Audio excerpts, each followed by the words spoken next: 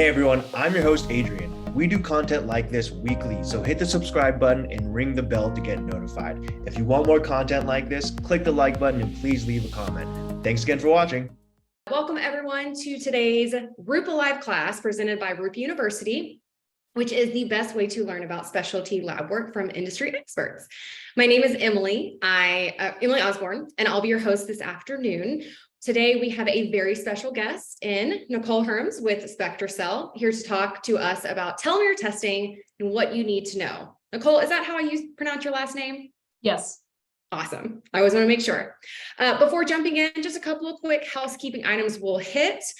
First one is everyone joining will be muted by default, but don't fret. If you have any questions, please just use the Q&A button and it's on your menu bar.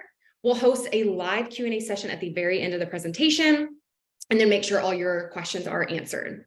Immediately after Q&A, yours truly will show you exactly how to order this test on Rupa Health. And if you have to jump early, no worries at all. We're actually recording this session, as you probably got a notice. You'll be able to find it all on rupauniversity.com as well within the next coming days. And then additionally, if you're a fan of this type of content, just be sure to check out rupauniversity.com. I'll show you where it is too in the demo to get full access to all of the previous sessions that we've done. All right, so with that, let's jump in. I'd love to introduce Nicole Herms. Nicole is an avid proponent of promoting functional medicine and prevention-slanted lab tests into mainstream medical practice. Wow.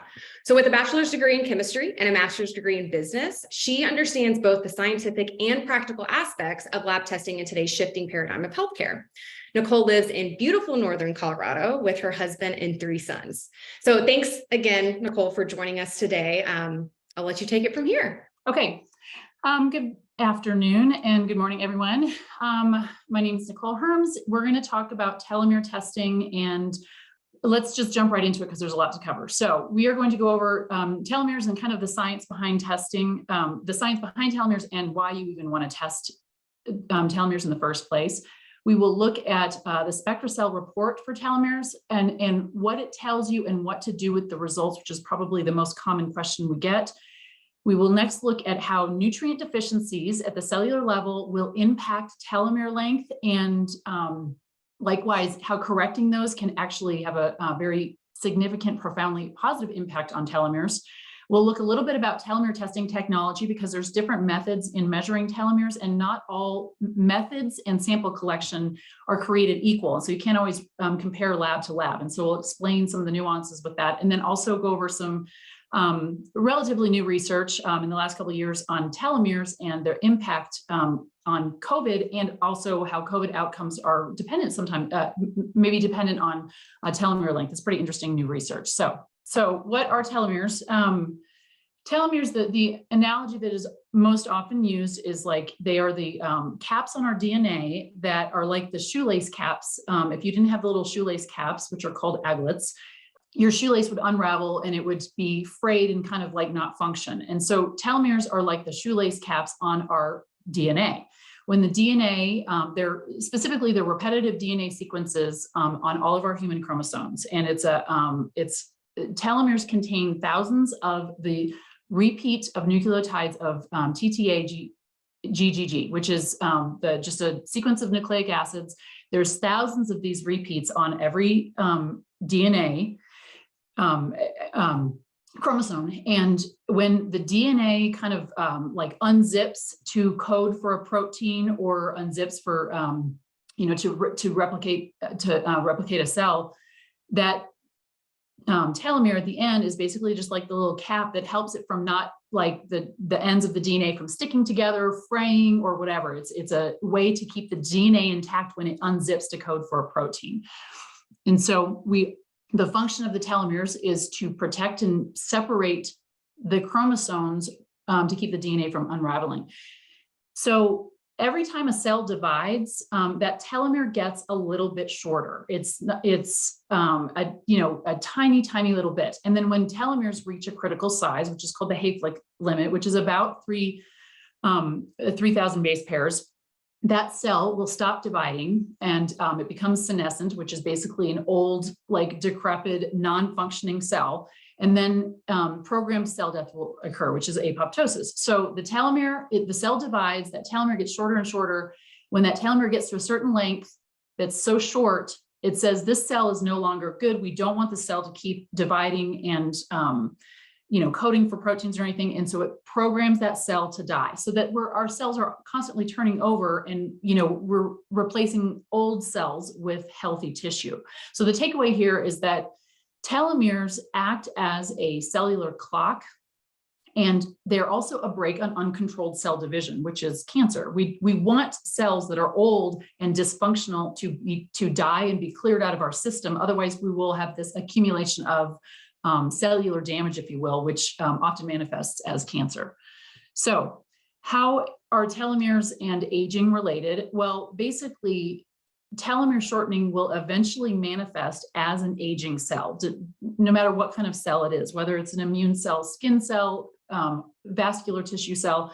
When the telomeres get too short, that cell is an old cell. And interestingly, we get a lot of questions about telomerase, because telomerase is an enzyme that actually elongates telomeres in our cells. So, but what's interesting is in most somatic tissue, there's very, very little telomerase. And that's by design, because we want that those old cells to die. We don't want uncontrolled cell growth or whatever. And so telomerase is actually not expressed in most somatic cells. Telomerase is usually expressed in stem cells, sex cells, or cancer cells. So the tissues that are actively regenerating the most, which would be like your skin tissues, the intestinal epithelia lining, your immune cells, they'll often regenerate it if you're if you are exposed to pathogens and stuff. Those tissues are the first to manifest aging associated with shortened telomeres, which is why, like our skin, we look old when we're 90, it gets wrinkled or whatever, because those cells are rapidly regenerating, and they tend to have shorter telomeres than other less regenerating cells. And so telomere shortening is a mechanistic way to prevent uncontrolled cell division, which would be cancer. And so the takeaway here is that shortened telomeres in dividing cells are responsible for the changes that we associate with normal aging. It's like the mechanistic reason why we age. From a cellular standpoint. So the health issues linked to shortened telomeres are basically all of the health issues that we link or that we associate commonly with chronic disease. Plus, there's some genetic diseases that are associated with shortened telomeres, but in general, cardiovascular disease, dementia, cancer, arthritis, osteoporosis, stroke, macular degeneration, when your eye tissue can't repair itself, liver cirrhosis, muscular dystrophy, diabetes, high blood pressure. These are all the what we call the chronic diseases of aging. They are all unequivocally linked to shortened telomeres. There's a ton of research on every single one of these conditions. Interestingly, also, decreased immune function happens as we age. And that is partly because those cells, after a lifetime of being exposed to pathogens and viruses and bacteria, or even cancer cells, those immune cells then lose the ability to kind of regenerate because their telomeres get short. And so, and also there's some interesting research on HIV and its link to telomere shortening. In other words, that we'll talk about in a second, but HIV infection hijacks the cellular machinery to regenerate. And so what happens is those cells get telomere shortening, and telomere shortening is linked with, or HIV infections will manifest with short telomeres, which is interesting as well. So it's mostly the chronic diseases of aging and other some other diseases as well. But basically, the research on this is pretty unequivocal in that short telomeres are not good. It means that we're getting old. So a question that often comes up is, well, how do telomeres in one tissue correlate to telomeres in other tissues? Most telomere testing is done, and the telomere testing that Spectracell does is done on leukocytes. So we test on white blood cells. And people think, well, if my white blood cells telomeres are short, does that mean that my telomeres in other tissues are short? For the most part, yes, but there are some definitive links where there's been a lot of research on them. For example, particularly with vascular tissue. So short telomeres in white blood cells are indicative of vascular aging. And when you correlate telomere length in leukocytes and telomere length in vascular tissue, they do correlate. Not all tissues totally correlate. Sometimes your skin tissues don't correlate with other cells, but white blood cells do correlate with the with vascular tissue, which is really what we want to know is how, in many cases, how is our cardiovascular system from a cellular aging standpoint, and white blood cell telomere length correlates to that excellently. So there's a study here, and there's a reference down here, but the findings of this basically stated what I just said, that there's a correlation between white blood cell telomere length and vascular telomere length, and that in fact, shortened telomeres may be an independent risk factor for heart disease. So what that means is if you don't have the traditional risk factors of heart disease, let's say you have a great lipoprotein profile, you don't have high blood pressure, your weight is normal, you don't have these traditional risk factors, but you have short telomeres, that is an independent risk factor for heart disease. And so it's like a next level sort of look into your cellular aging when the traditional risk factors are present. And we actually see this, we'll talk about this patient type a lot, in very high stress, very highly functioning individuals. A lot of times the stress will take its toll on telomeres, even though their traditional risk factors for heart disease aren't there. So this is a deeper dive into your cellular aging, certainly. And the telomere length in white blood cells can predict your vascular health. So when you're looking at telomeres in cardiovascular disease, there's a ton of research on how telomere shortening increases heart disease, and there's a few different mechanistic ways this happens. First of all, there's several different types of cells that are affected. When you have short telomeres in your white blood cells, that means that the vascular endothelial cells, which are the cells that line our blood vessels and arteries, those start aging, and you get impaired angiogenesis, which angiogenesis is like a way of the body responding to if you have a blockage in your artery, or it's kind of hardened, or you have some plaque buildup, your body can sort of compensate and build new blood vessels sort of like around things. It can, compensate so that it gets blood flow where it needs to go. And when your telomeres are short, that ability to compensate for vascular damage is impaired. And so that's not good. Also, the smooth muscle cells will be affected by telomere shortening. And that's basically the sac around your heart, the myocardium, the smooth muscle that's surrounding your heart, that will become thin as those telomeres become shorter. And then finally, the actual heart cells, the cardiomyocytes, will begin to die when their telomeres reach a critical length, which is increased apoptosis or increased cell death of heart tissue. So there's a lot of different mechanisms of the different cells that affect our cardiovascular system, that when the telomeres are short, the whole system becomes dysfunctional. And so the telomere dysfunction exacerbates the pathogenesis of vascular health, which can manifest differently for different people, whether it's high blood pressure, hardening of the arteries, or heart failure. But these are the manifestations from short telomeres in vascular tissue. Basically, the vascular tissue cannot repair itself when the telomeres get too short. Another interesting sort of manifestation of short telomeres is seen in AIDS patients. We find that in all of these studies are on are referenced on the slides. What's interesting in this study is they found that AIDS patients have an increase in these type of white blood cells with short telomeres. Okay, and so they think that the authors of the study think that it is probably likely due to the replicative history induced by the HIV virus. So the HIV virus infects you. The person is having to really try to, their white blood cells are trying to fight the infection and replicating a lot in order to fight this infection. Every time they replicate, the telomeres get shorter. And so it's what they call cell replicative senescence, or basically these, your immune system cells getting old, is now a newly described feature of the HIV disease, which is quite interesting because it totally links right back to the telomeres. What's interesting is it's unknown whether this occurs in other chronic viral infections.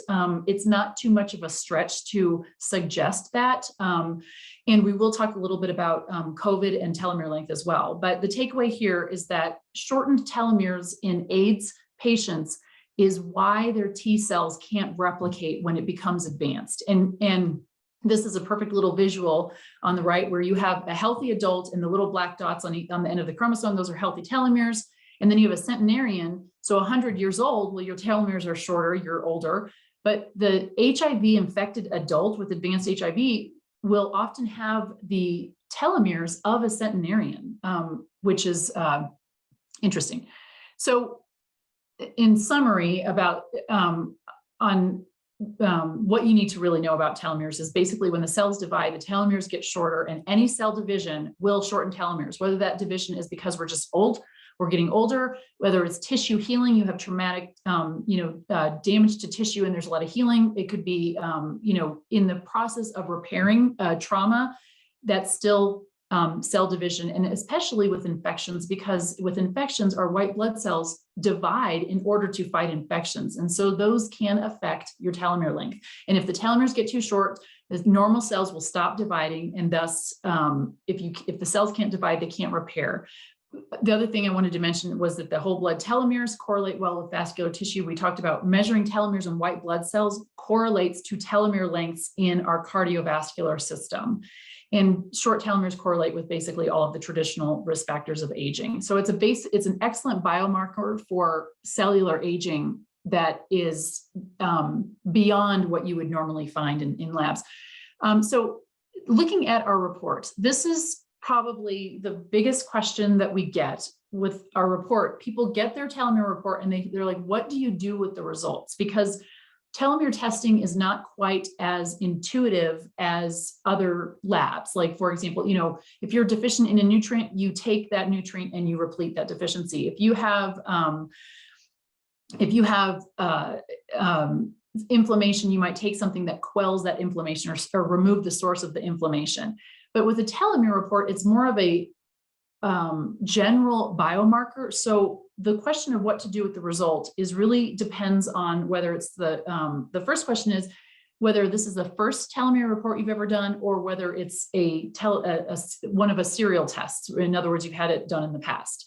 So if it is a baseline test and it is the very first telomere test you've done, what the report tells you is it compares you to a reference population. And this is where Spectracell has an advantage because we were the first lab to introduce telomere testing commercially in the United States. And so we started testing it in like 2010, about 12 years ago. And so when we started, we did a lot of studies where we wanted to build our reference population. And then of course, over the course of 12 years, we have a very large reference population with which to compare telomeres, which is a big advantage because you can look at your test, your telomeres, and it will compare your average telomere length to the whole reference population that has gotten Spectracell testing, which is it's like 16,000 tests now, I think. But it also compares you to people in your age group. And so you see how your score compares to the population, and then particularly in your age group. Serial tests are a little different because if you've had a telomere test and then a year later you get another telomere test, well, now you have a test that compares you to the reference population of everybody that's gotten a telomere test at Spectracell, but it also compares you to your original telomere score to see, are your telomeres shortening at a quick rate? Are they staying the same? Are they elongating even, which is possible. So that's where it really becomes interesting is when you do serial tests over several years. We only recommend doing it once a year because you don't see a big change in a short period of time. But that makes a difference on what you do with the result. It depends on what your score is and then how to proceed from there. So one big utility of the telomere score that Spectracell gives you, which is based on your telomere length, is to monitor your cell health year over year. And repeated telomere testing is particularly useful the older we get, because those accumulated that cumulative cell damage starts kind of manifesting more. And so it's more interesting, I would say, to look at your telomere score when you are 55 versus when you're 25.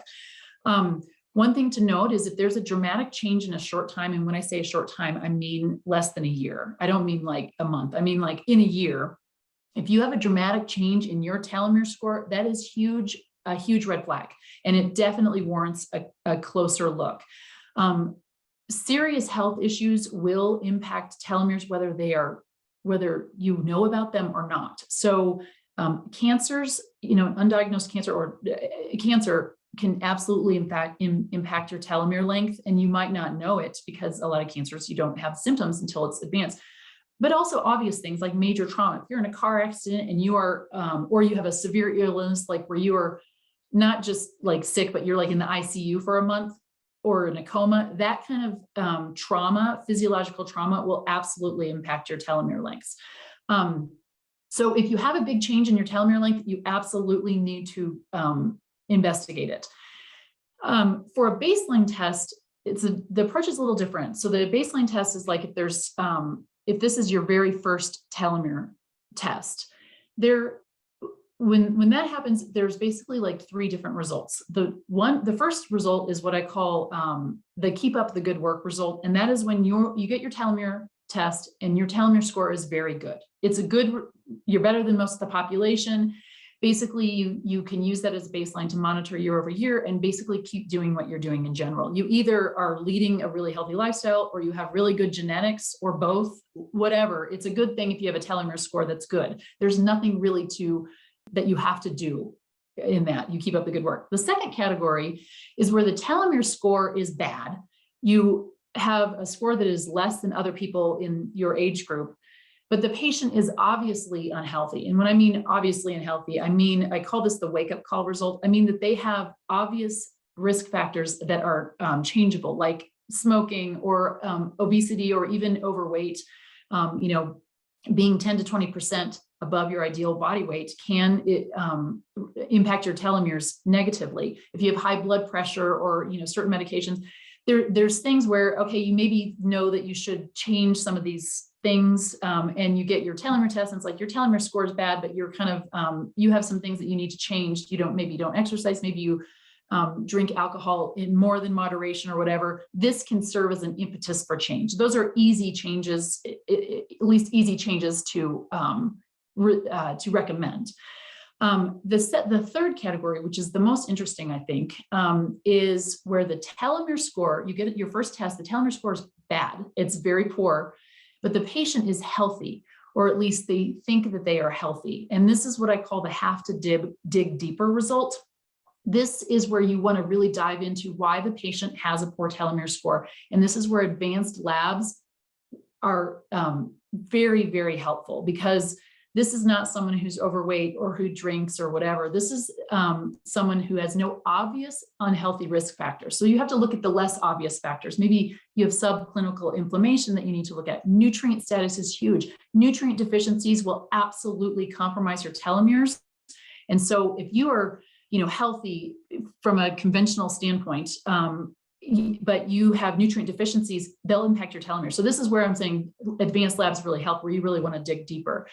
Another thing to mention about this result is you shouldn't underestimate the power of stress on cellular health. This result we see a lot with people who are very high functioning, like they're CEOs, they own their own practice, litigation attorneys, or doctors with very demanding schedules, just people who are very high performing. They're a lot of them are very disciplined. They exercise regularly. Even, sometimes you might see this in people who are do the endurance sports or whatever, but these are people who take care of themselves. They're doing what they're supposed to be doing. They do, they're eating well, they're disciplined, and they manage a very, very high functioning lifestyle, like the executive type. But a lot of times and these are the kind of people that want to go do telomere testing because they're really like wanting to look into their cellular health. They get a poor score and they're really like, what's going on? I do everything right. And this is where you really need to look at all the, food sensitivities, nutrient deficiencies is a huge one. Correcting those will totally improve telomere health. And so this is where this is where it's kind of like your cells, the day of reckoning for stress will happen with your cells. They don't lie. In other words, you might be doing everything right, but from a cellular level, this is where it really, the rubber hits the road. So this is a picture of our report. It's very simple. There's, this is a report, two different reports, both are 53-year-old people who got this telomere test done. And you can see, on the one on the left, this score is 8.64, which is basically the average telomere length. It's also called, we call that the score. The percentile relative to patient age and population is 87%, which means this person who is 53 years old has telomeres that are longer than 87% of other 53-year-olds. When I was talking about the reference line before, our reference population, this is the reference population. And so this is age on the x-axis. You've got age 0 to 100. And yes, we do have telomere tests on pediatrics. A lot of this, under 10 years old, those were when we started the telomere test. We wanted a population, we were setting up our reference population. So we did do telomere testing purposely on young children. And people obviously aren't getting telomere tests on their like 5-year-olds. We do have some for a reference population though.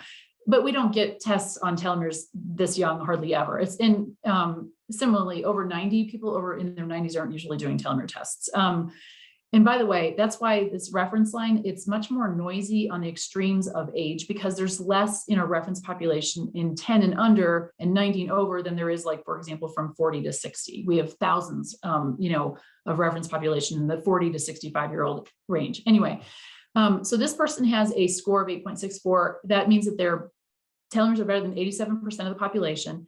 And then this person, the same age chronologically, has a score of 6.51, and their relative to the population is only 26%. So they're only better than 26% of the population. And so that's how you assess what it's either, above the reference population or below the reference population.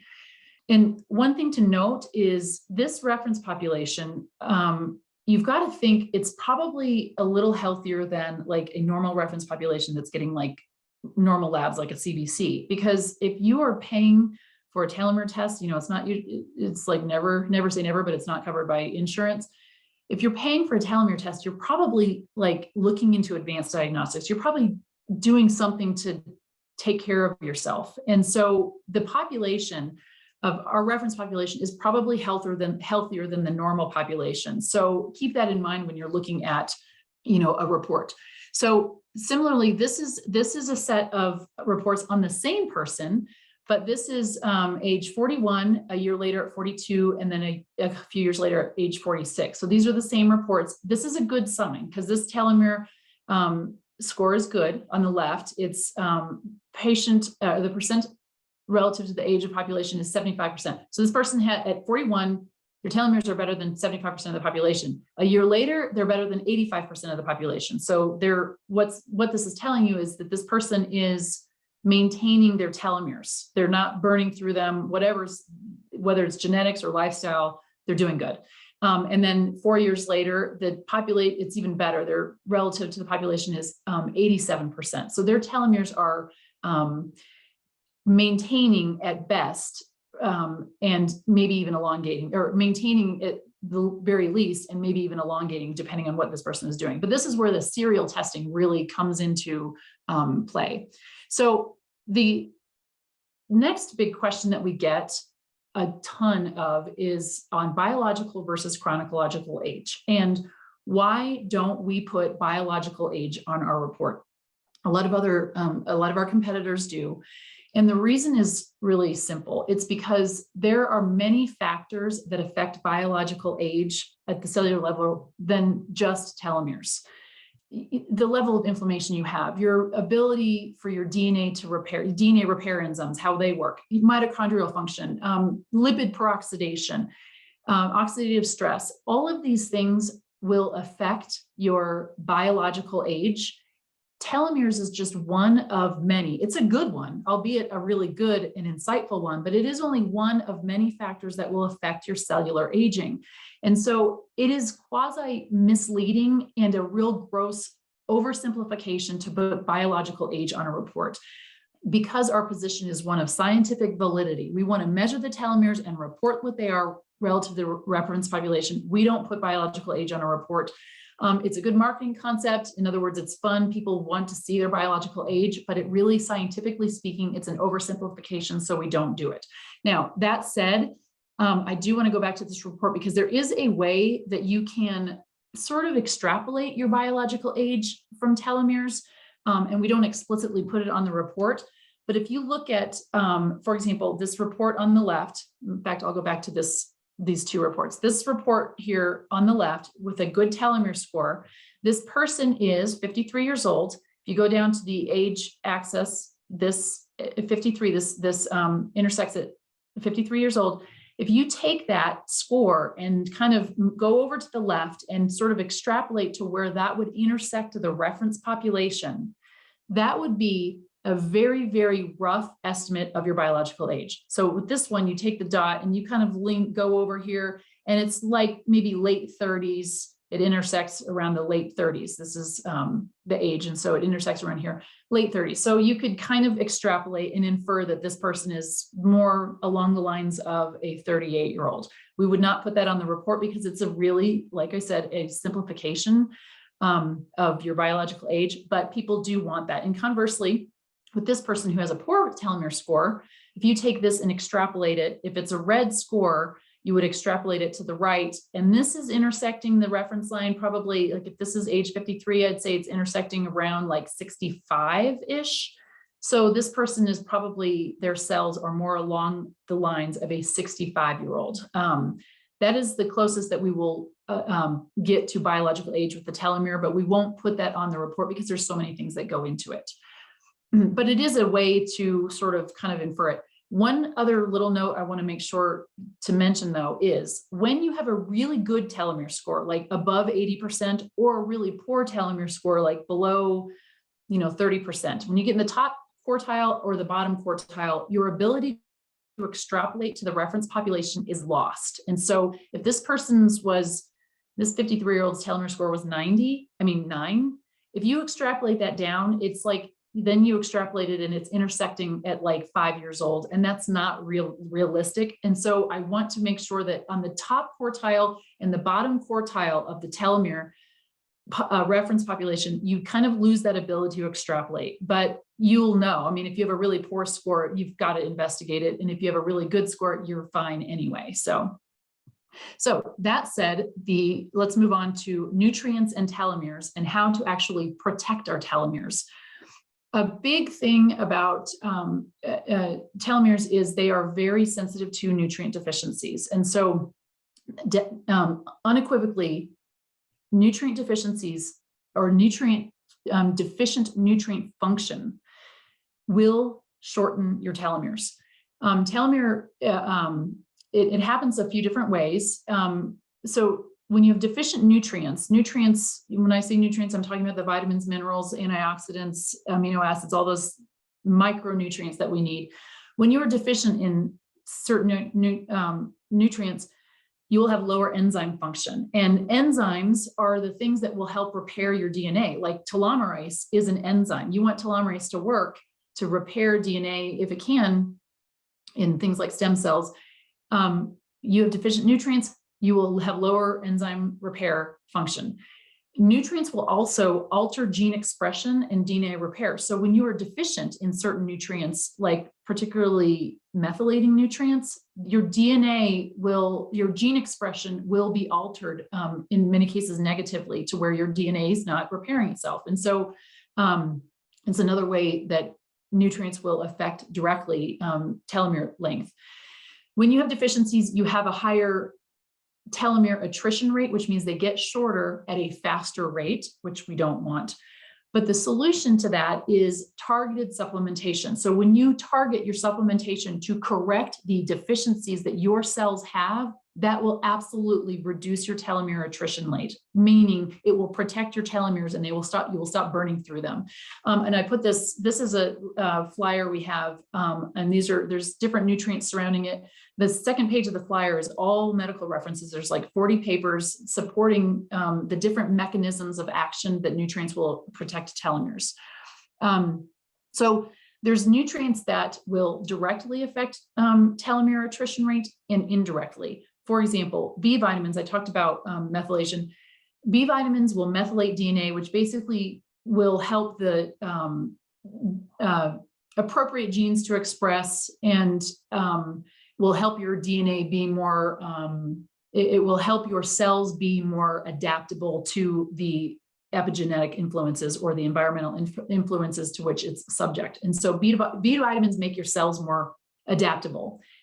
It does this via methylation. And when they are not adaptable, that will compromise telomere lengths. B vitamins will also reduce reactive oxygen species from mitochondria. You know, energy production in our cells is one of the most oxidative stress causing damage to cells. And so B vitamins will help repair that, which will protect telomeres.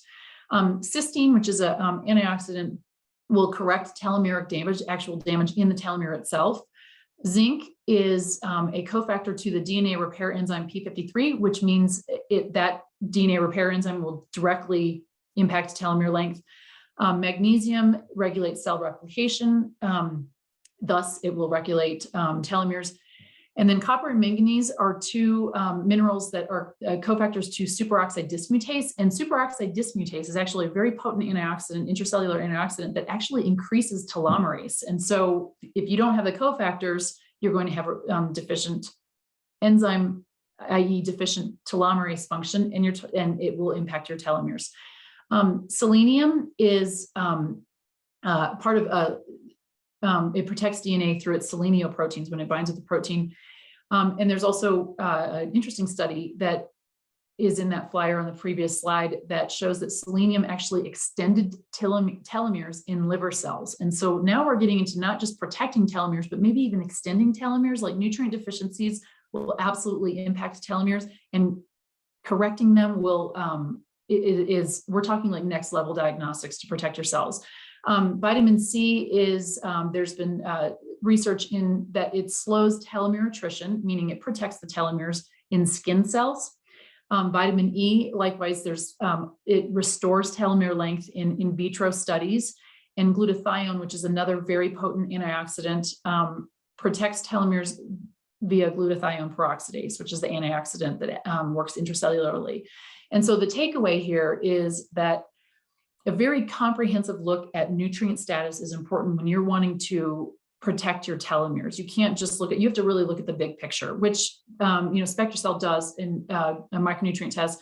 That's a whole nother webinar in and of itself. But the takeaway here is that nutrient status is like one of the best ways you can protect your telomeres, especially if you're already doing all of the other things you're supposed to be doing, like eating, healthy and all that kind of stuff. Moving on.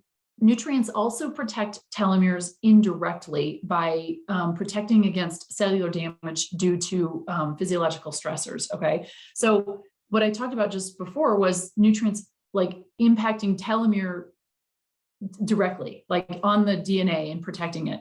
But any nutrient that like quells inflammation in the cell will indirectly protect a telomere. Like, so, your antioxidants, your vitamin B6 will lower inflammation, especially systemic chronic inflammation.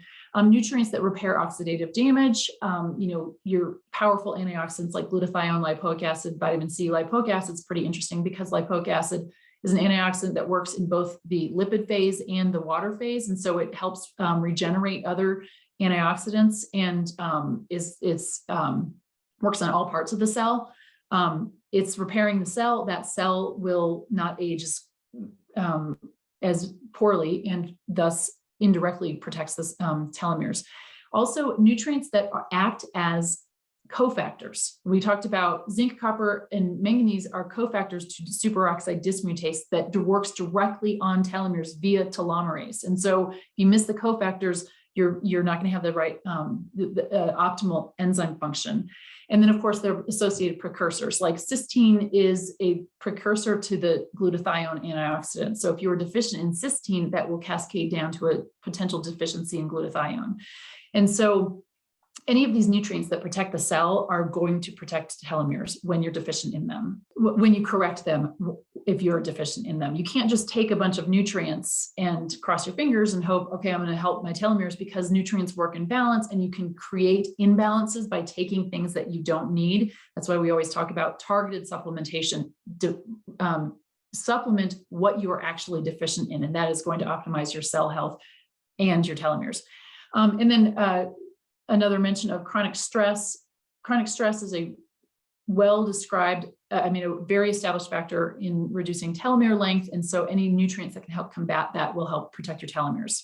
This is an interesting study talking about telomeres and stress, and how we really should not underestimate the power of stress, regardless of the cause.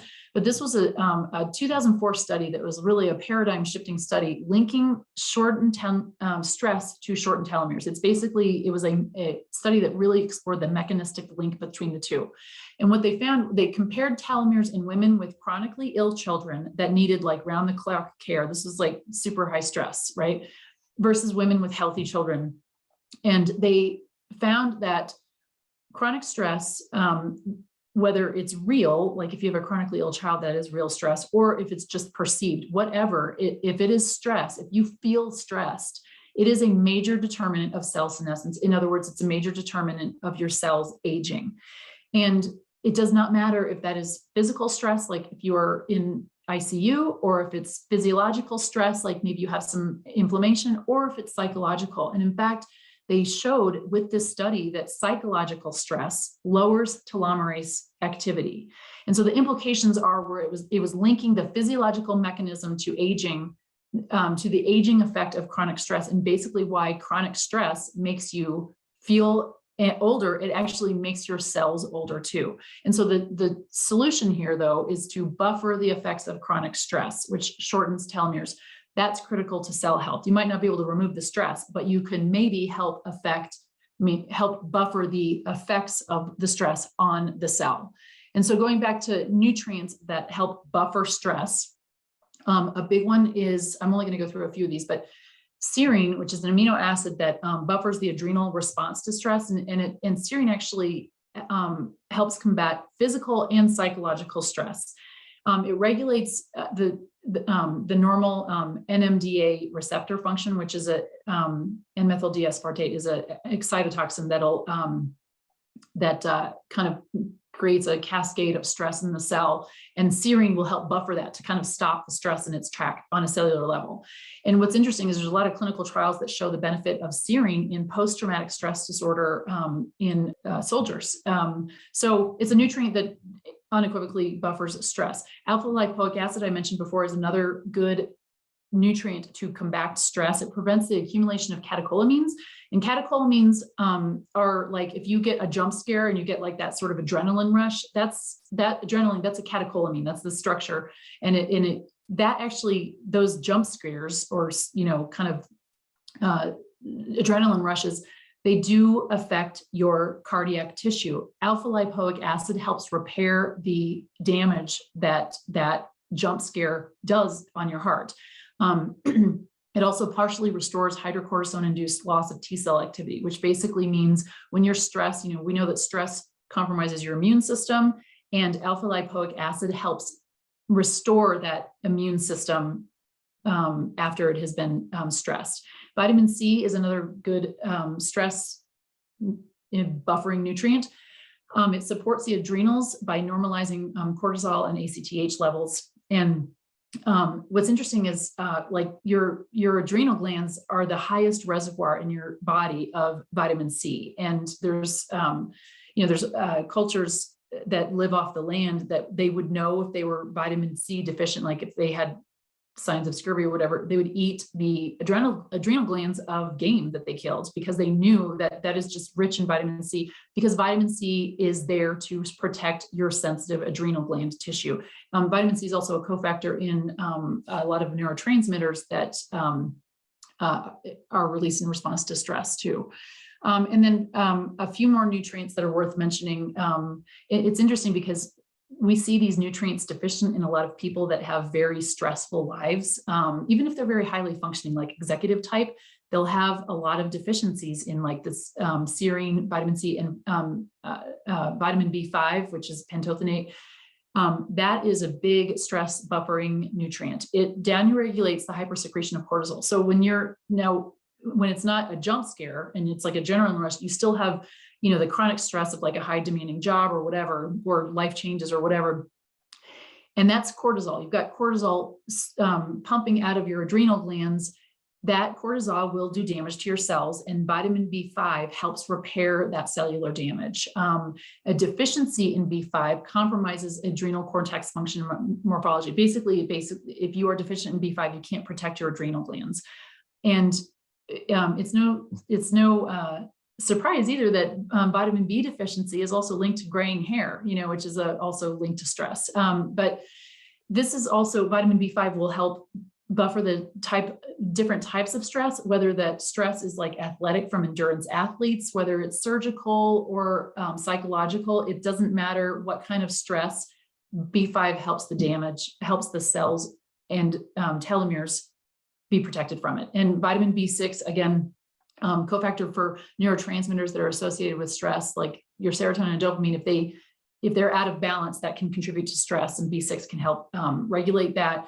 Vitamin B1, there's studies that show that reduces post-surgical adrenal stress, and all of these reducing stress from a cellular standpoint will protect your telomeres. So that begs the question that of not only do we want to protect telomeres, but can we actually make our telomeres longer? It's like the golden question. That would be, the fountain of youth. Evidence suggests, and this is a little controversial, but the evidence suggests the answer is yes. Like we can actually, in some cases, elongate our telomeres. There was a study done this was published in The Lancet about 8 years ago on 30 men with prostate cancer. And they showed that lifestyle changes actually increased the telomerase expression by 10% in these men. And so they actually stated that the lifestyle intervention was associated with increases in relative telomere length after 5 years of follow-up compared with controls. Well, that's huge. That means that you're not just protecting your telomeres, they actually increased them, that they elongated their telomeres. And so what was the lifestyle changes they did? This was not super dramatic, like, going on a, 40-day fast or whatever. These were like normal lifestyle changes that we actually all should consider doing. They looked at their diet, and just made changes to their diet, increased a little bit of activity. And I don't mean like they're doing an hour of weightlifting every day. It was like increased it to a normal amount of physical activity, stress management, and social support. Those 4 lifestyle changes elongated telomeres in these men. Now, these men had prostate cancer, so their telomeres might have been getting burned through. And so whether you can extrapolate this to a healthy population is unknown, but it's not too much of a stretch to suggest the answer might be true. Yes. So when we're talking about elongating telomeres, we can't not talk about telomerase. Okay, so telomerase is the enzyme that restores telomere length. If you expose your telomeres to telomerase, they're going to get longer. It actually adds the telomere repeat, that TTA, GGG, that telomere nucleotide repeat at the ends of chromosomes, and it can make the cells immortal. Telomerase is not active in most somatic tissue, like we talked about. It is only active in germ cells, which are the precursor to sperm and egg, stem cells in our bone marrow, and then also in cancer cells, but it's not active in most other cells, and nor should it be, because most somatic cells do not express telomerase because you want those cells, when they get old, to die. You don't want to immortalize dangerous cells that may have neoplasms or cancers or a tumor or a DNA mutation. You don't want those cells to be immortal. And so there are telomerase activators, which are some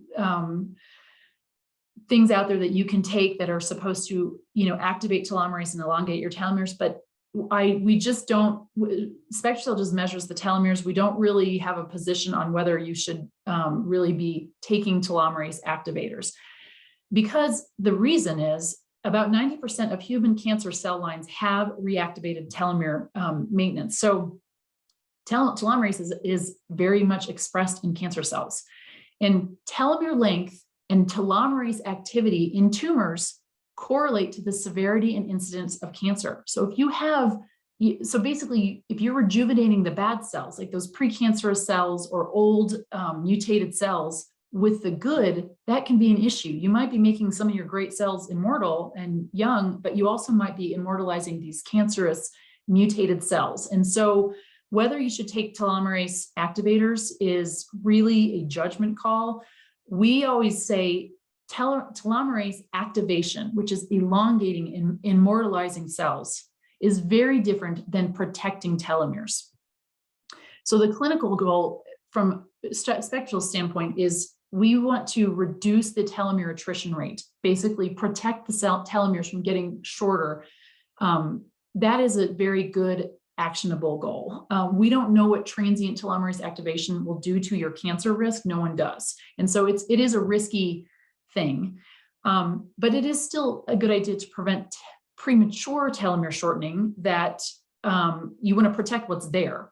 And so reducing the rate at which telomeres shorten is a safe goal. So let's talk about telomere length measurement and the technology, like moving on to sort of like the logistics of telomeres.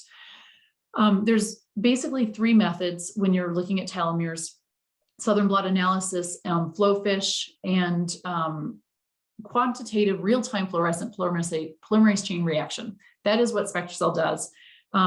PCR is the most commonly used in the research. Most of the studies are done using PCR technology. It's accurate and relatively, it's not so cumbersome to do. It only takes a couple days to perform, and it requires a very small amount of cells.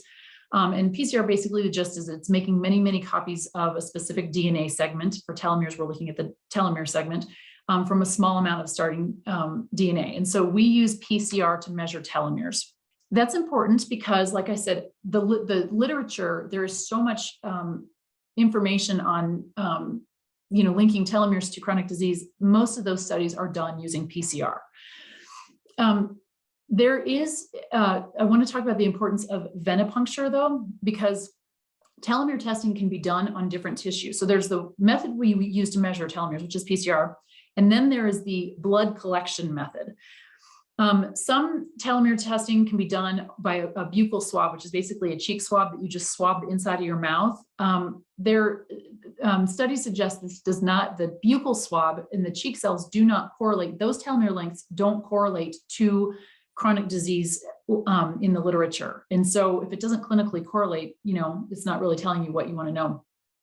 You can also get telomere testing with peripheral blood, which is capillary blood from a finger prick.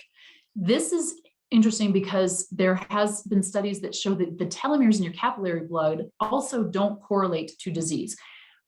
I'm not exactly sure if it's because it's capillary blood or if it's because of the dried blood spot sort of paper that you send it in on, but it doesn't correlate necessarily to chronic disease.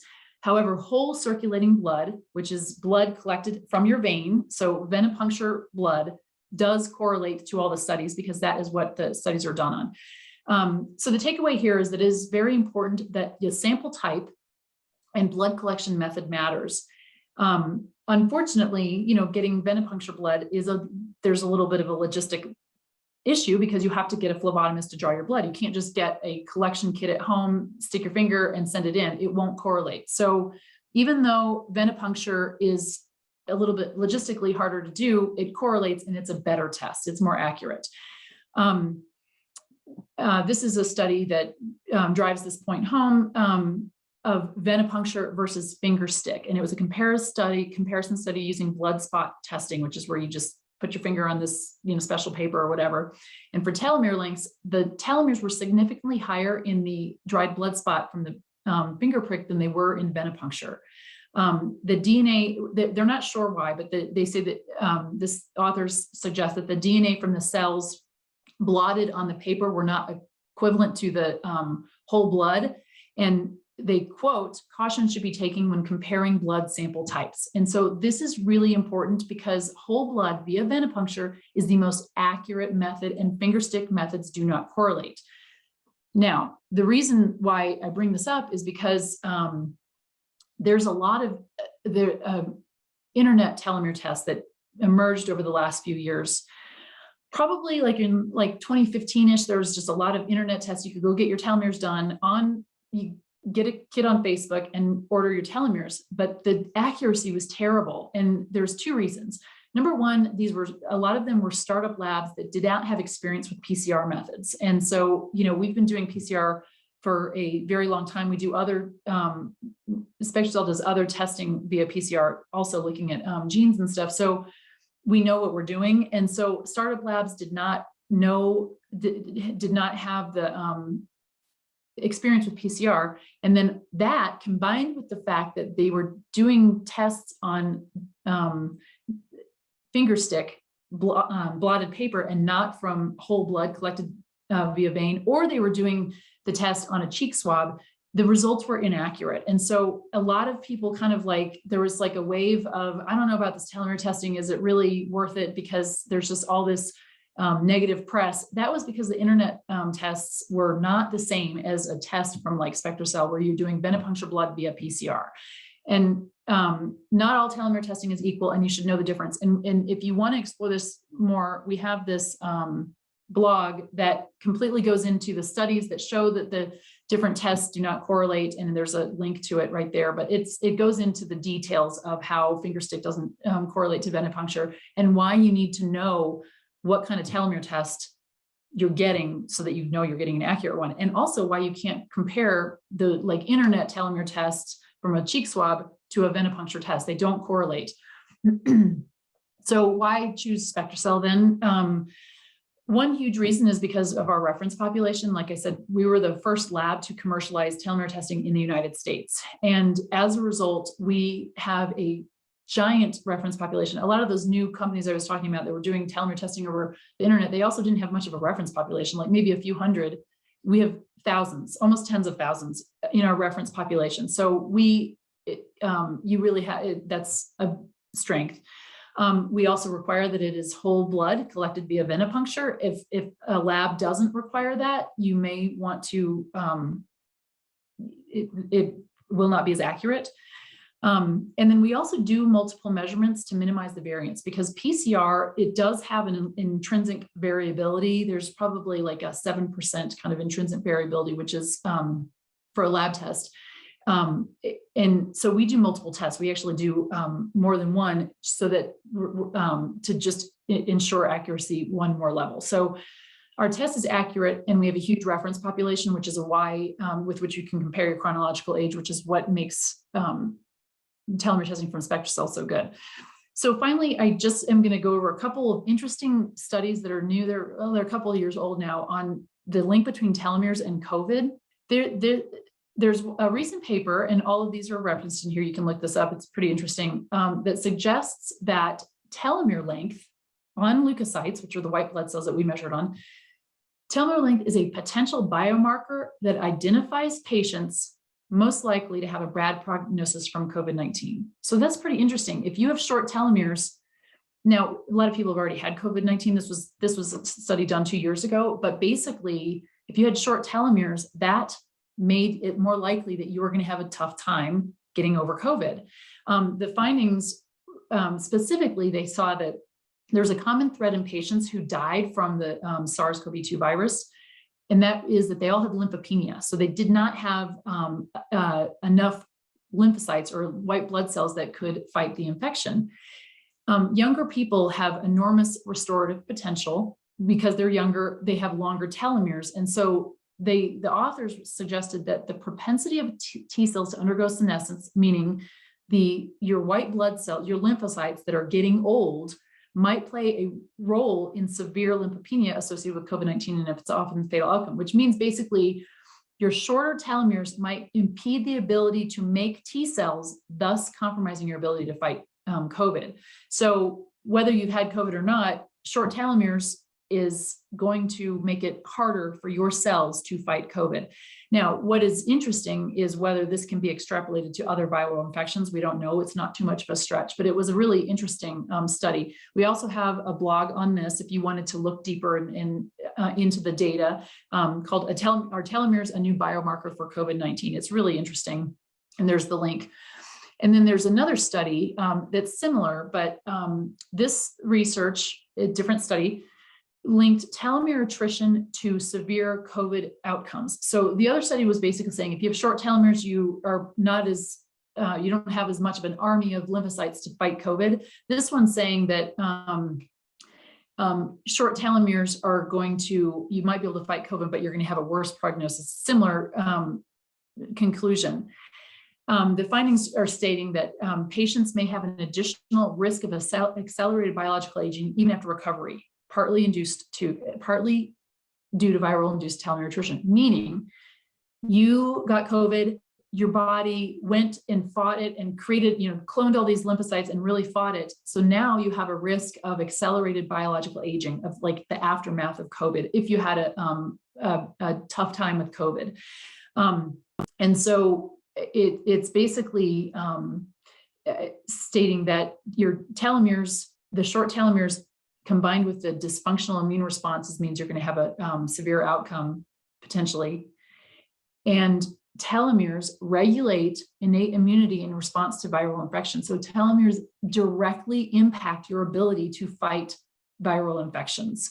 And then another consequence of telomere attrition is that your T cells are dying. So it's kind of this, you got short telomeres, you can't make as many blood cells, those blood cells are having to replicate and getting shorter telomeres, and it's like this terrible cycle or whatever. The takeaway here was that diverse telomere lengths found in aging immune cells may be the reason why there's such a differential response to the COVID virus, why some people fare really well and some people had a terrible time, even if they're the same age. Two 45-year-olds had totally different responses to COVID. Telomere lengths may be responsible for some of those differential responses. And then finally, one last study on telomeres and COVID is a paper that is suggesting telomere dysfunction activates the inflammatory response. So basically what they're saying is your short telomeres mean not only can you not make the white blood cells to fight the infection as much, but then you get this inflammatory response. As with COVID, with a lot of the really severe outcomes, you had this inflammatory cascade that caused all the cellular damage even after the virus was cleared. That is partly due to telomere dysfunction, according to this paper. Specifically, they said this protein NLRP3, it's a protein that triggers the immune response, and overactivation of this protein is directly caused by telomere dysfunction. They looked at mice that had defective telomerase, and basically those mice displayed worse lung inflammation and scarring than mice with normal telomerase. And so they stated that telomere dysfunction would be a baseline overreacting factor. So it contributes to the inflammatory cascade in COVID-19. So another sort of, telomeres, it's this general sort of biomarker that really is so fundamental because it's in our DNA that it affects all of these different systems. It's not just aging, it's not just, heart disease and cancer, it's also our immune system and our ability to fight infections. We want to protect our telomeres as much as we can in order to keep our cells functional and active. And so frequently asked questions, how often we test? We usually suggest a year. You don't really see much change below that. So yearly would be ideal. What type of specimen? It's just 2 mils of whole blood. And we usually get the results. It's usually about a week for the results. And then other tests, people ask, if you're getting a telomere test, what other tests would you recommend? I unequivocally recommend you should get a micronutrient test. Anybody who is spending the money on a telomere test should be looking at the micronutrient test, because the micronutrient test is going to tell you what nutrients you need to protect your telomeres. It's very actionable. Telomeres is sort of like the general marker. Telomeres is what, MNT is the why. So that's what I would suggest. And then we have a lot of helpful, flyers that are, flyers for patients, and then very heavily referenced, medical literature kind of flyers on this telomere thing. So I think that is it. Move on to questions. Oh, amazing. Thank you so much for that fantastic presentation, Nicole. Are you able to see the Q&A chat, or I can ask the questions for you? I'm pulling it up right now. I'm looking at the Q&A. So how do telomeres elongate? Here, I'll let you ask some of the questions. How do they elongate? Well, basically, when telomerase gets activated, it adds nucleotide repeats at the end of our chromosomes. They actually just add these new sequences of nucleic acids when telomerase is activated. Now, telomerase is normally not activated in most tissue, but some of the studies we talked about, there are things that may activate telomerase that are safe, like lifestyle changes and everything. It's just most research is done on how to protect your telomeres from getting short.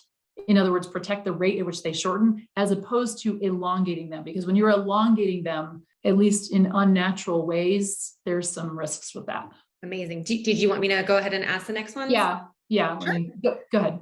All right. So Philip asked, what cell line, dermal, WBC, somatic tissue, et cetera, does a telomere test come from? Can you have different telomere lengths depending on what cell line is evaluated?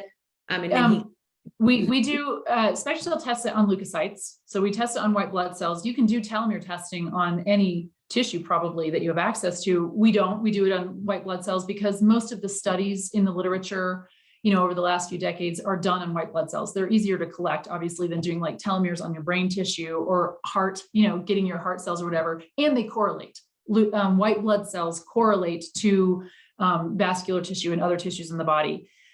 So Spectracell does it on leukocytes. Most of the studies in the literature do it on leukocytes, but you can test it if you have access to it on any cell line, really. Awesome. They did mention a patient may have short WBC telomeres with chronic infection, but normal telomere length from that same patient's skin cell. Maybe skin cells don't like white blood cells correlate to vascular tissue and the epithelial lining of your vascular system. I don't know how they correlate to skin cells exactly, but I'm sure you can have different telomere lengths. In other words, your tissues are aging at different rates. Maybe your skin is aging more than your vascular system, and telomeres on white blood cells is just like it's a general biomarker. You know what I mean? You are extrapolating it to different systems. I don't know how well it extrapolates to skin, but it certainly correlates to vascular endothelial lining, which is probably more important than your skin. You might look old, but do you want to look good and have a terrible, circulatory system, or you want to have a good circulatory system and maybe you're old? This is really looking at the inside, the cellular level, in the truest sense of the word. Yeah, great answer. I think we went over this, but if we could just reiterate. So the question is from Jessica: do you see mitochondrial function dysfunction affecting telomere length in the category 3 patients? And does Spectracell have a panel of tests advised for working up abnormal telomere test results? So first part, yes, mitochondrial dysfunction would absolutely impact telomere length. And the second part of, do we have a workup? No, we don't really have a workup. We do the telomere test on white blood cells. Now, if you have poor telomeres, absolutely the best thing that I would recommend is getting a micronutrient test, because those micronutrient deficiencies will absolutely impact mitochondrial function. It's in fact, if you have poor mitochondrial function, maybe you've got all these reactive oxygen species in your cells, you need to repair that. And the best way to do that is targeted supplementation and finding out what your cells are actually deficient in. It's the best way to protect your telomeres, besides the major things of like, don't drink too much, don't smoke, don't be overweight, like the obvious things that to do. This is, that's what I would suggest. If you have a poor telomere like this, absolutely look at your cellular deficiencies, number one. Thank you so much. Dr. Francisco Guzman asked if Spectracell works with international clients. I know Rupa doesn't at this time yet, but if Spectracell will. We do, although it's not that far away. Like we have a lot of telomeres tests have been done in England And the Caribbean, I don't know how much farther, you know, maybe in Europe. Telomere is not as time sensitive as like our micronutrient test though is where you're looking at the nutrient deficiencies. That blood needs to be done in 24 hours. Like that blood needs to be collected and in our lab in 24 hours. And so we have a few international clients, but we're talking like the Caribbean and Canada and a few from England, and that's it.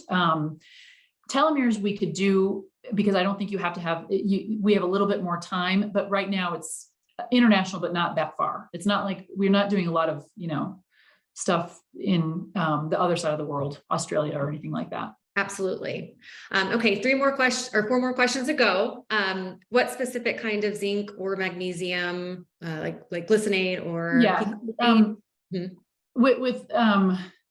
With minerals, we always suggest a mineral attached to a amino acid is probably best, like glycinate, aspartate. And that's, you know, there's so many different forms.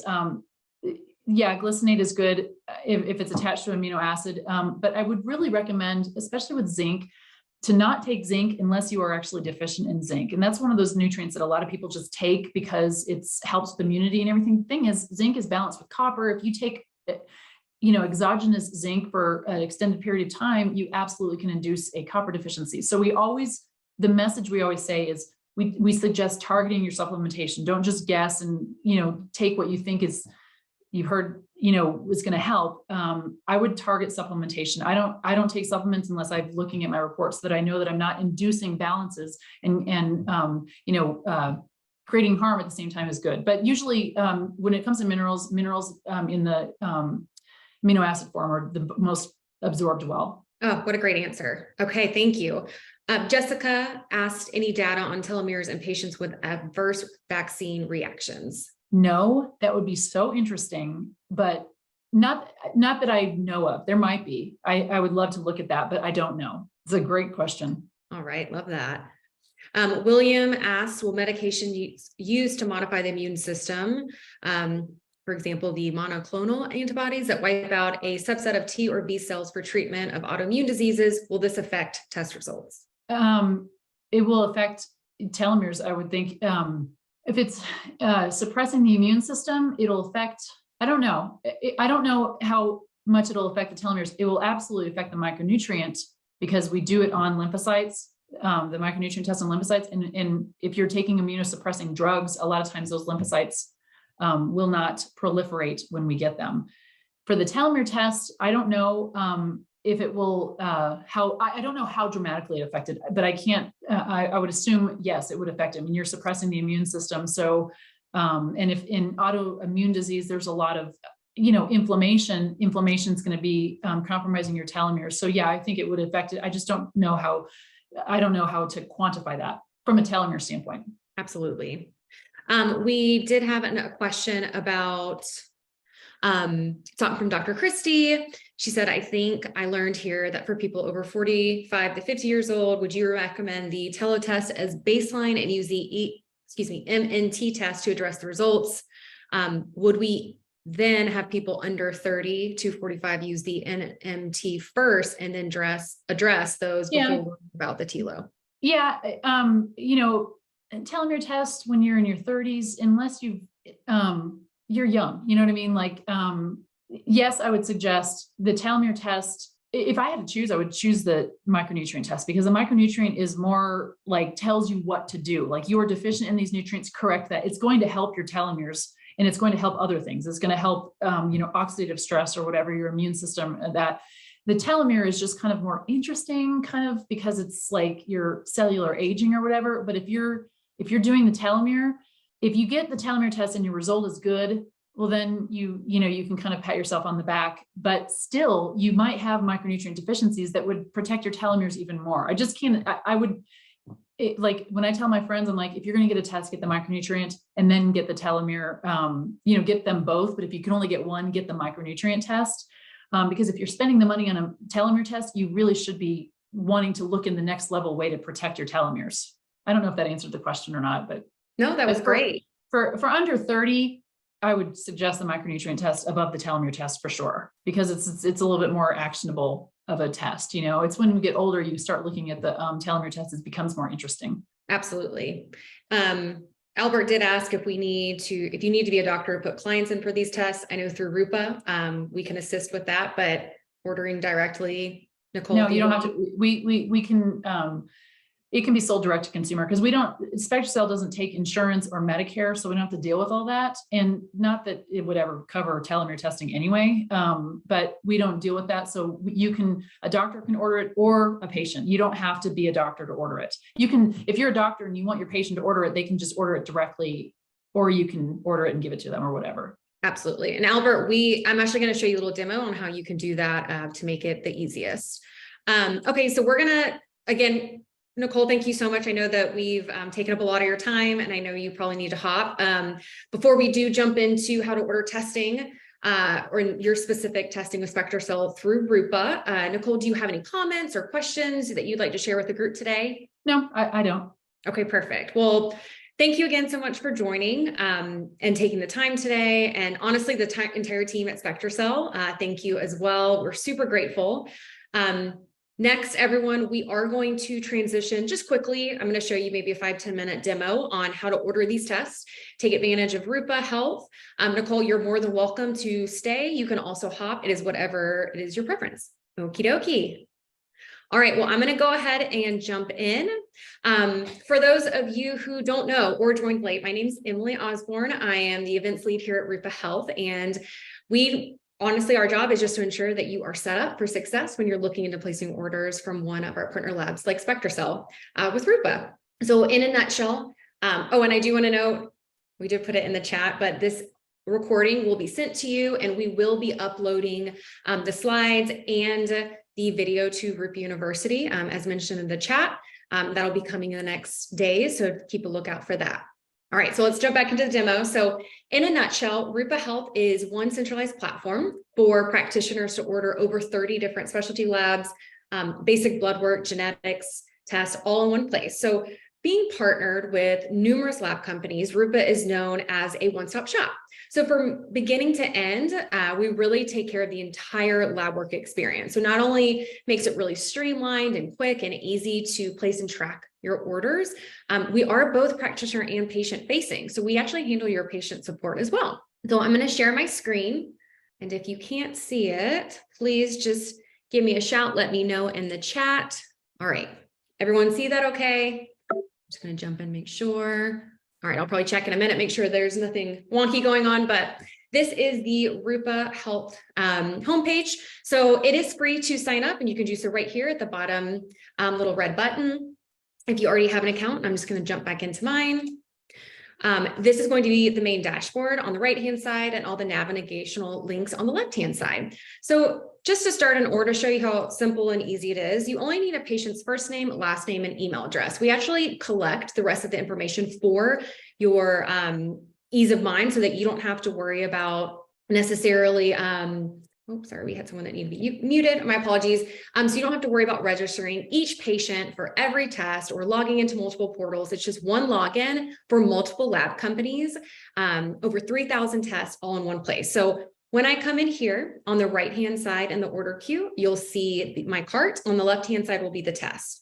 So I can easily click and add my custom test bundles, which can be, as you see for this one, will be a patient's maybe you have a first-time patient and you want to go ahead and include different tests from different lab companies, or maybe you want to create one full basic blood work panel with 20 biomarkers. You can just easily click and add them to the cart on the right-hand side. You also have your individualized favorited tests so that you can click and add as well. So if I wanted to add the telomere and the micronutrient, or undo the micronutrient and just the telomere, as you see for the Spectracell, jumped over to the right-hand side, so you have it there. And then if you keep scrolling, you have our entire lab test catalog. Now, once you have, we can add another one too. So we'll do like a Dutch to go with the, to do some hormone testings to go with the micronutrient and telomere testing. So as you can see, as quickly as I added it to the cart on the right-hand side, there's a few things I can do to tailor the order too. So if I was an admin coming in here, maybe I have multiple practitioners in a clinic that I'm ordering for, I can go ahead and choose which practitioner I'm placing the order. I can schedule orders for ahead of time. So maybe the patient's traveling for 2 months and I don't want to have to create a follow-up task myself. Let's talk about pricing. So how it works with Rupa, even though we are both practitioner and patient facing and offer support teams for both, we actually are a free service for practitioners to use. So what we do have is a 7% service fee, and that does include all of the support, all of the ordering, and most practitioners actually go ahead and pass that 7% on to the patients because of everything that comes along with it, and also because they usually end up saving money. The reason that is because we actually use wholesale pricing instead of the retail pricing, and that's for all of our labs. So that same practitioner wholesale pricing that you would get as a practitioner ordering directly, we offer it for everyone. So patients actually end up, again, saving that money.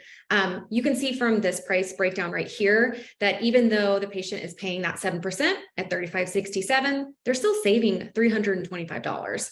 And you are still getting to use Rupa free. So practitioners really love that they're able to take advantage of that. If you want to pay for the patient's order and then charge them to your discretion, totally fine too. We have that option. Another thing that we offer is actually a custom fee. So if you have a follow-up appointment or a lab interpretation fee that you need to include and still have us handle the billing for the patient, because we all know doing billing for patients can be super overwhelming, take a lot of time, you can go ahead and actually add that as a line item and we'll take care of it with your patient.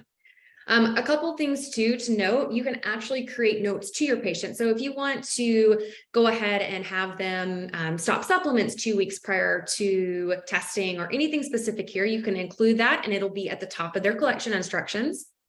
You can also go ahead and include notes to Rupa. So maybe you have a patient who needs a kit expedited. You can go ahead and click in here and add that so a Rupa team member can take care of it for you. ICD-10 codes, one of my favorites. Instead of having like a long searchable database, you can just add and click so that we can actually go ahead and create those super bills for your patient. So not only can we create them for just one lab as you're trying to have multiple logins for all these lab companies, you can just do it in one place and we'll create it for all the lab companies so that your patient can turn it in for retroactive reimbursement.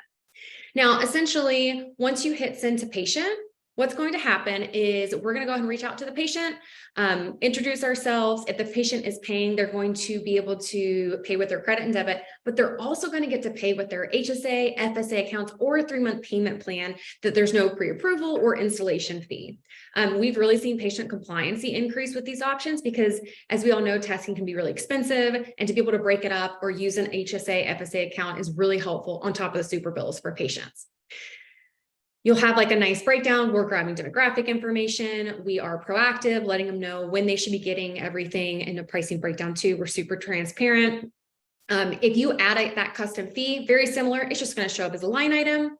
And then if you're paying, very, very similar email, except it's not going to include pricing. So if you have like a program or something that you're doing, like a monthly membership, and you choose to do it this way, that is totally fine too. The patients will still get the same level of support.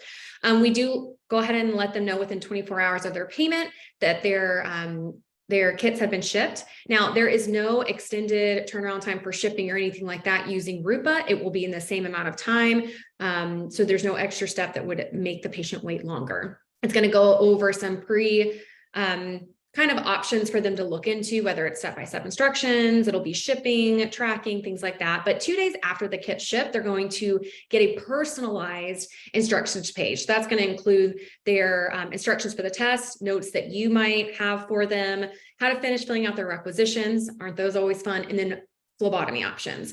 So if you take a look at our cheat sheet right here on the right-hand side, this is for Adduct Complete. If it was the telomere testing from Spectracell, would that be included as well? But you'll see we go over key details, prep and timing, instructions, payment, just so that the patient really knows how to best collect for the test up front. We've seen specimen issues honestly decrease significantly since creating these cheat sheets for all of the tests. Again, that's over 3,000 tests that we have it for there. So that way the patient can feel more like bite-sizable and can actually get everything done. Now, speaking of phlebotomy, we do can source local phlebotomy options for patients to draw for their kits.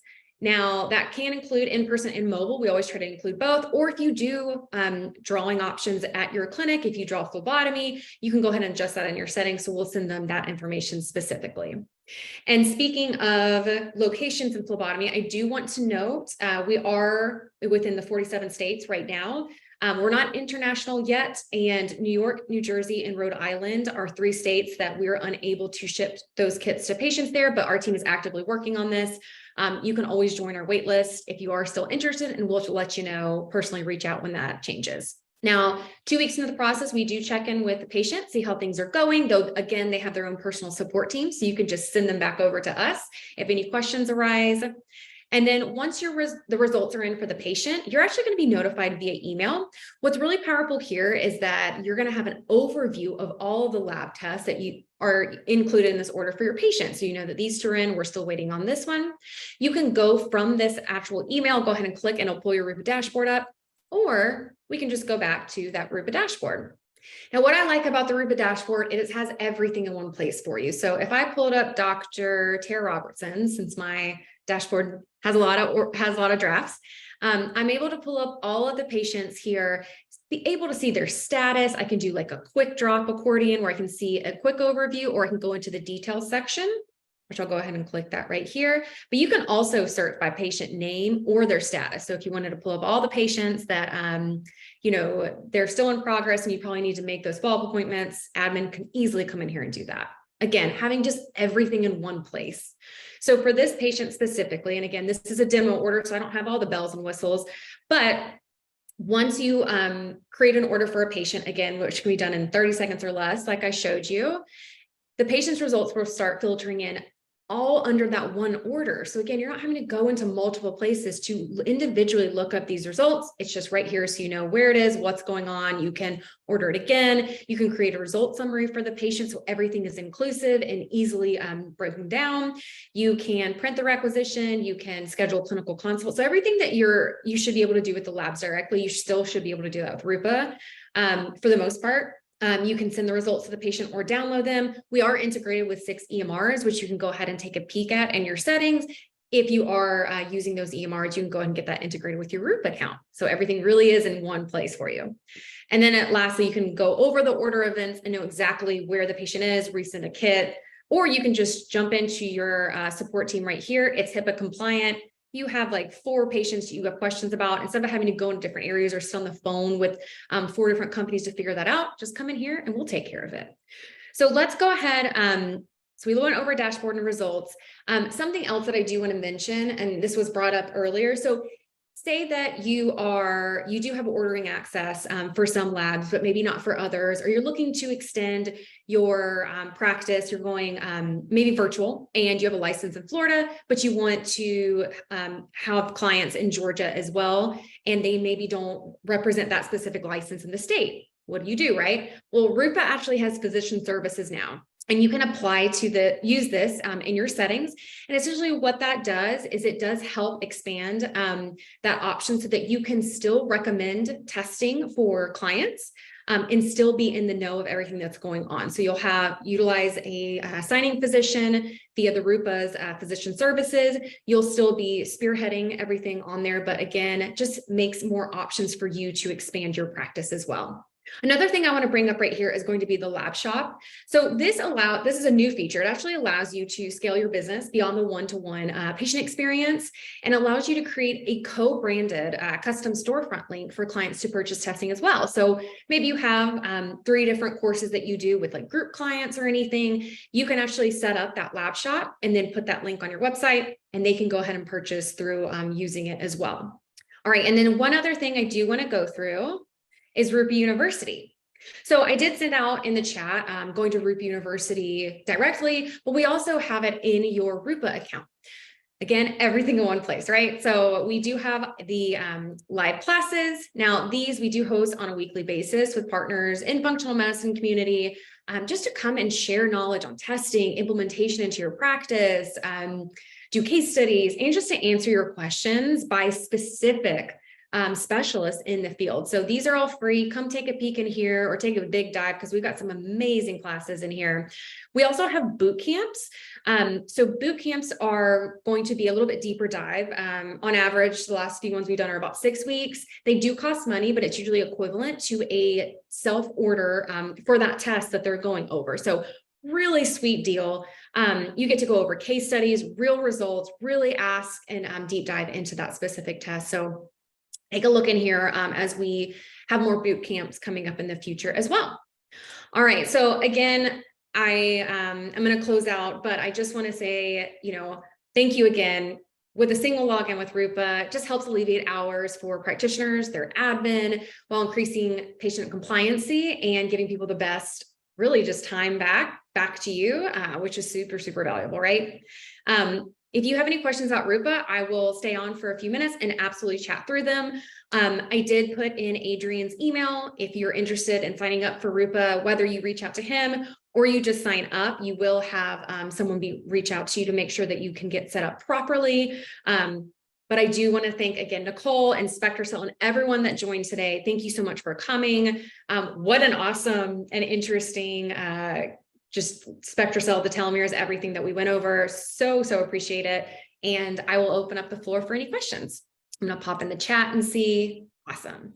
All right. We'll wait just a couple more minutes. Oh, I have some Q&As. Crystal asked, why would ICD-10 codes be needed if you don't work with insurance? That's a good question. Crystal, sometimes practitioners, maybe it's like basic blood work, or some practitioners allow patients to go ahead and turn in super bills just to see if their insurance will do that retroactive reimbursement. Some practitioners don't do it at all. So it's completely up to you and it's completely up to the patient. That's a good question. All right. I don't see any more questions coming through.